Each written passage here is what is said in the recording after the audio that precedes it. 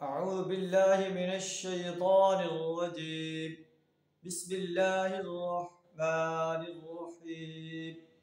قاسم تلك آيات القرآن وكتاب مبين هدى وبشرى للمؤمنين.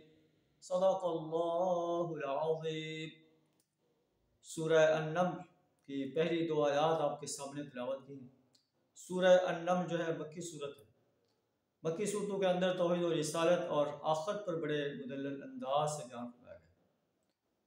اس صورت کے اندر اللہ تبارک و تعالیٰ نے موسیٰ علیہ السلام اور فرعون کا واقعہ، قوم سمود اور قوم لوط کے واقعات بیان فرما کر کفار مکہ کو وارننگ دی کہ قوم فرعون نے، قوم سمود نے، قوم لوط نے اپنے انبیاء کی دعوت کو ماننے سے انکار کر دیا تو وہ صفحہ ہستی سے مٹا کر رکھ دی گئی۔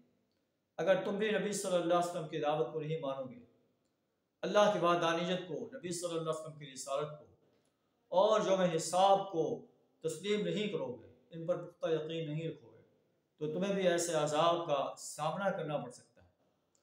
حضرت سلیمان اور داؤد علیہ السلام کے واقعات بیان فرما کر کفار مکہ کو بتایا گیا ہے کہ تم چھوٹی چھوٹی سرداریوں پر فخر و غرور کرتے ہو۔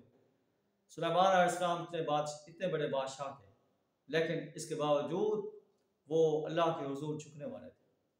ملکہ سبا کا واقعہ بیان فرما کر کفار مکہ کو بتایا گیا ہے کہ تم اپنی تھوڑی تھوڑی دولتوں پر جو ہے فخر و غرور کرتے ہو۔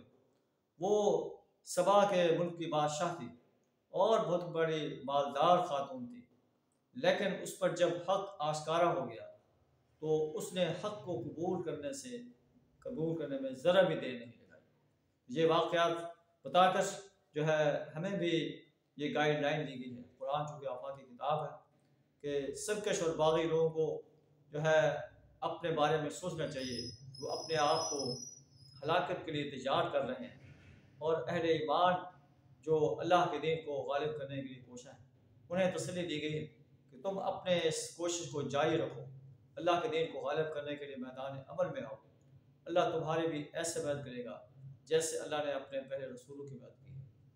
اللہ سے دعا کر ہمیں اس کتاب انقلاب کو صحیح تلفظ، صحیح ترتیب، صحیح تجوید کے ساتھ سمجھ کر پڑھنے، اس پر عمل کرنے، اس کی دعوت دینے، اور قرآن جو نظام دیتا ہے اس نظام کو اس سرزمین پر قائم کرنے کے لیے اپنا مال، جان، وقت اور صلاحیت کھپا دینے کی جرأت عطا فرمائے۔